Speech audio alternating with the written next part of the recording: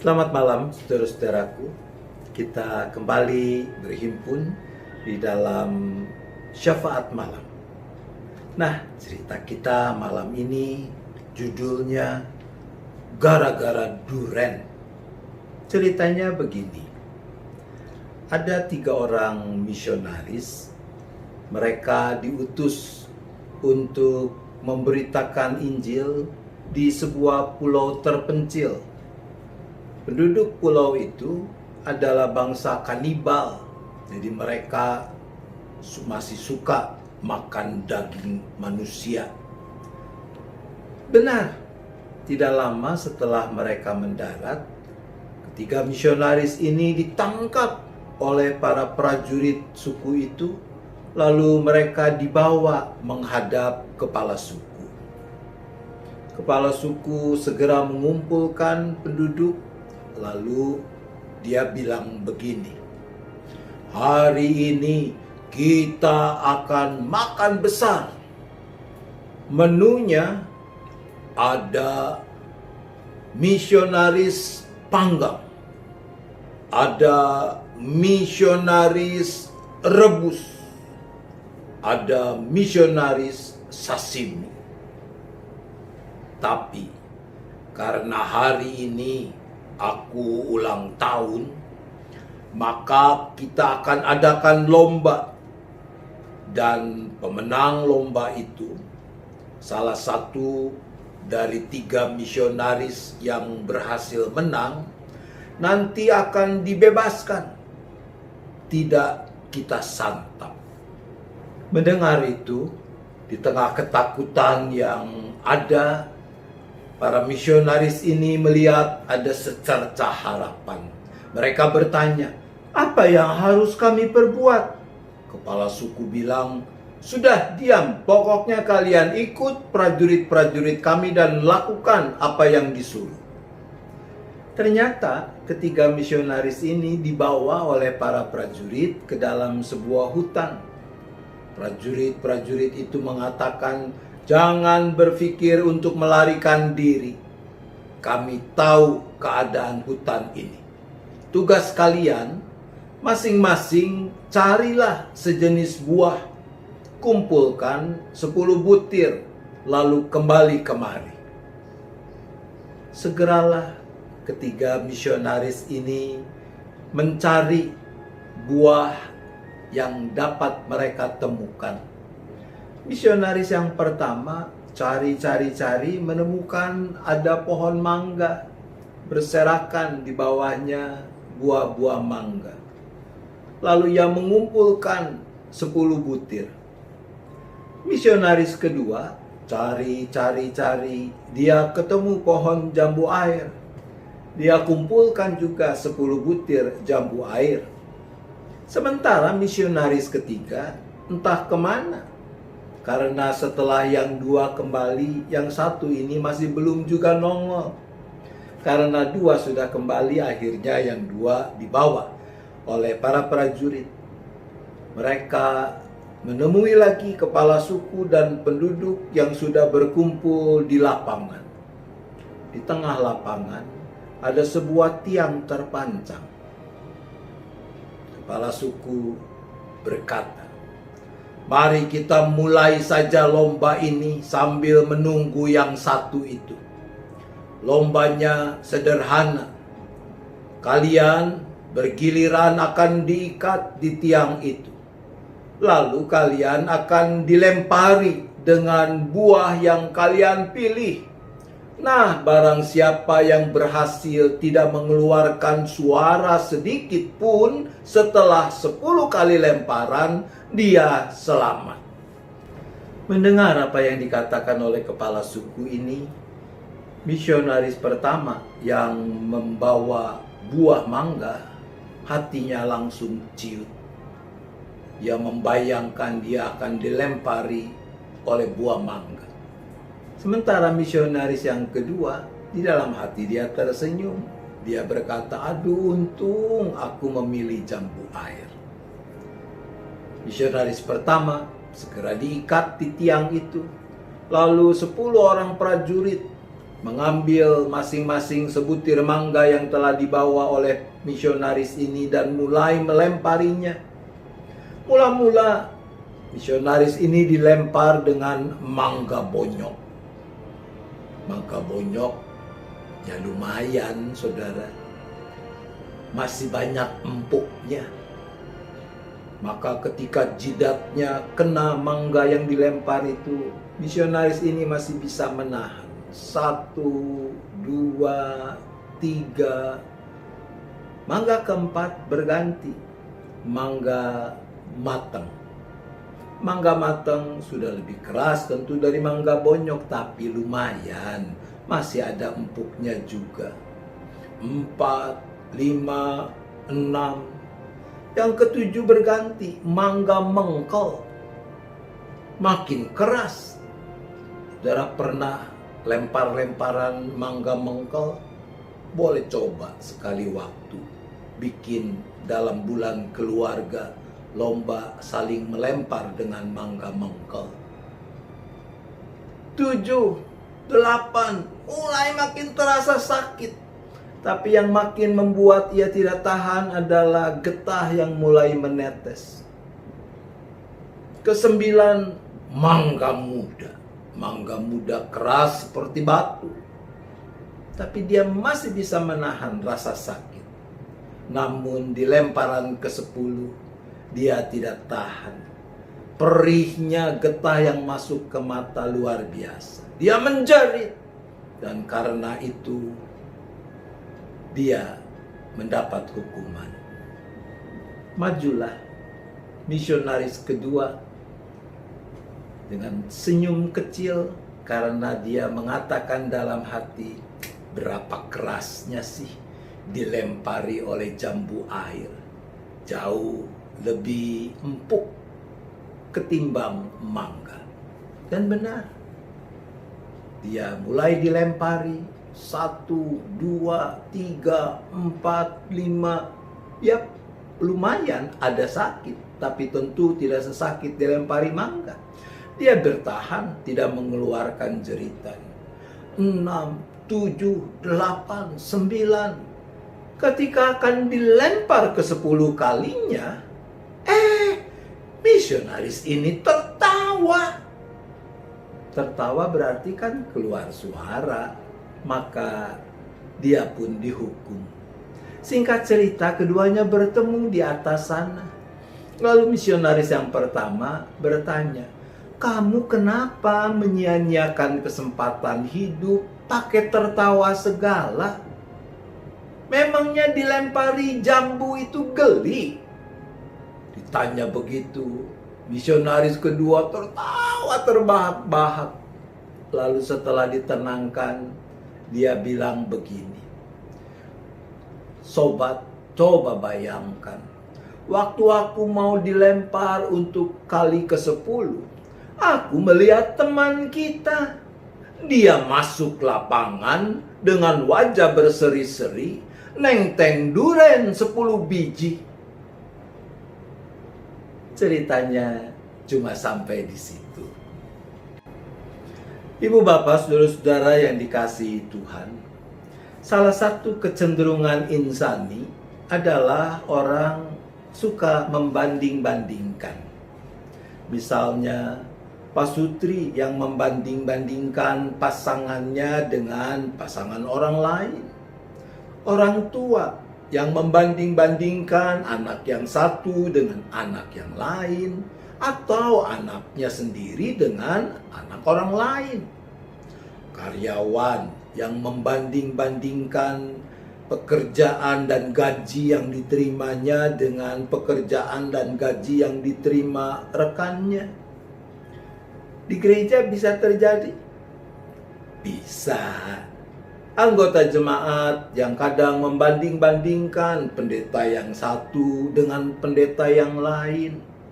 Bahkan pendeta juga bisa melakukan yang sama, membanding-bandingkan dirinya sendiri dengan rekan pendeta yang lain, dan seterusnya. Secara insani, kecenderungan itu wajar. Tapi seperti yang selalu saya bilang, hati-hati yang wajar belum tentu benar. Ketika orang gemar mempraktikkan jurus membanding-bandingkan seperti itu, maka besar kemungkinan ia bisa terperangkap entah oleh sisi pertama atau oleh sisi kedua. Sisi pertama, manakala si pembanding mendapati bahwa dirinya, pencapaiannya, dan sejenisnya lebih baik daripada diri orang lain. Ada kemungkinan orang seperti itu akan jatuh pada kesombongan, arogansi, ketinggian hati. Sementara sisi yang kedua, yaitu ketika si pembanding menemukan bahwa dirinya, pencapaiannya, dan yang sejenisnya kurang atau lebih jelek ketimbang diri orang lain, pencapaian orang lain, maka bisa terjadi dalam situasi seperti itu orang terperosok pada rasa kecewa, frustrasi, stres, iri hati, dengki, dan yang seterusnya. Gara-gara Duren, cerita kita mau mengingatkan agar jangan suka membanding-bandingkan diri dengan orang lain, atau membanding-bandingkan orang yang satu dengan orang yang lain. Kita bisa celaka karena gemar membanding-bandingkan. Firman Tuhan di dalam Galatia 6 ayat 4 dan 5 mengatakan begini: baiklah tiap-tiap orang menguji pekerjaannya sendiri, maka ia boleh bermegah melihat keadaannya sendiri dan bukan melihat keadaan orang lain. Sebab tiap-tiap orang akan memikul tanggungannya sendiri. Apa maksudnya? Buat saya sederhana saja. Pertama, kita harus memeriksa apakah kita sudah optimal mengolah dan memanfaatkan talenta, bahkan apapun yang Tuhan anugerahkan untuk kemuliaan nama Tuhan. Katakanlah saudara diberi kemampuan untuk melakukan 10 kebaikan, dan saya diberi kemampuan melakukan 7 kebaikan. Lalu setelah melakukan 7 kebaikan, saudara membandingkan dengan saya yang melakukan 6 kebaikan. Dan saudara berhenti melakukan kebaikan karena berpikir bahwa kebaikan yang saudara lakukan toh sudah lebih banyak dibandingkan dengan kebaikan yang saya lakukan. Di mana-mana 7 itu kan lebih banyak ketimbang 6. Hati-hati. Kalau saudara melakukan 7 kebaikan, padahal saudara diberi kemampuan mengerjakan 10 kebaikan, berarti kan saudara cuma memanfaatkan 70% dari kapasitas yang Tuhan berikan. Saya yang mengerjakan 6 perbuatan baik dari total kemampuan mengerjakan 7 kebaikan, berarti saya memanfaatkan 85,7% kapasitas yang Tuhan berikan. Jadi secara kualitas, mana yang lebih baik? Yang 70% atau yang 85,7%? Tentu yang harus kita kejar adalah yang ideal, yang terbaik. Kalau kita diberi kemampuan untuk melakukan 10 kali perbuatan baik dalam sehari untuk memuliakan Tuhan, maka paling sedikit kita harus melakukan 10 perbuatan baik. Kalau bisa ya tentu lebih lagi dari itu. Jangan sampai kita menjadi seperti hamba yang diberi 1 talenta. Karena merasa yang ada padanya sedikit dibandingkan dengan apa yang diterima kawan-kawannya, lalu ia malah memilih menguburkan talentanya dan bukan mengembangkannya. Jangan sampai Tuhan mendapati kita berpuas diri dalam berbuat baik karena kita merasa yang kita lakukan sudah lebih baik dibandingkan dengan yang dilakukan orang lain, padahal kita belum melakukan secara optimal. Saudara-saudaraku, betapa indahnya jika kita mendengar Tuhan berkata kepada kita, "Baik sekali perbuatanmu itu, hai hambaku yang baik dan setia. Engkau telah setia memikul tanggung jawab dalam perkara yang kecil. Aku akan memberikan kepadamu tanggung jawab dalam perkara yang besar. Masuklah dan turutlah dalam kebahagiaan Tuhanmu." Amin. Mari kita berdoa. Bapa, kembali kami datang bersahati di dalam syafaat ini. Pertama, kami mohon pengampunan kalau pernah atau masih suka membanding-bandingkan diri dengan orang lain, lalu menjadi sombong, atau sebaliknya menjadi kecewa, iri hati, dan sebagainya. Untuk itu kami berdoa.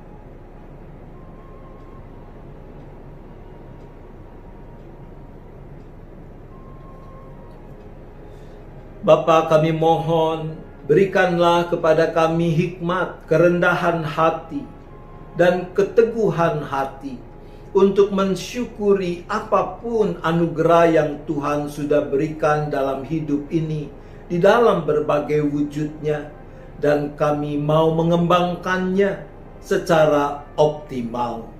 Untuk itu kami berdoa.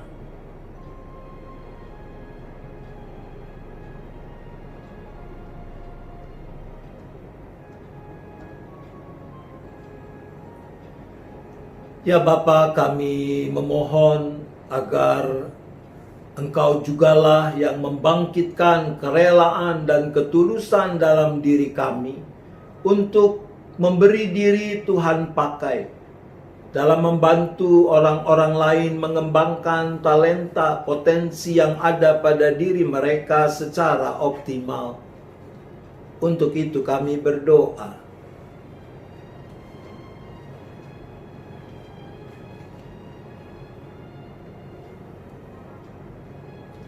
Bapa, kami juga tetap memohon agar Bapalah yang memberi kekuatan kepada orang-orang yang masih harus menanggung kesesakan hidup dalam berbagai bentuknya. Bagi mereka kami berdoa.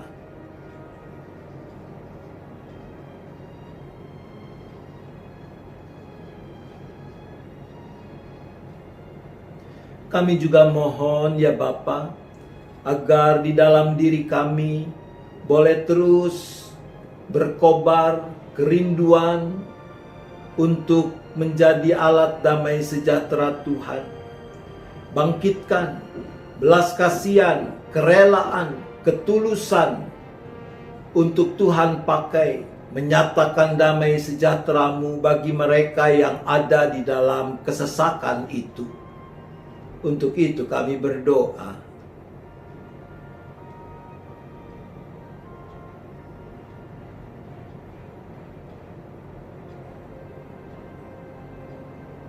Terima kasih ya Bapa untuk berkat-Mu sepanjang hari ini.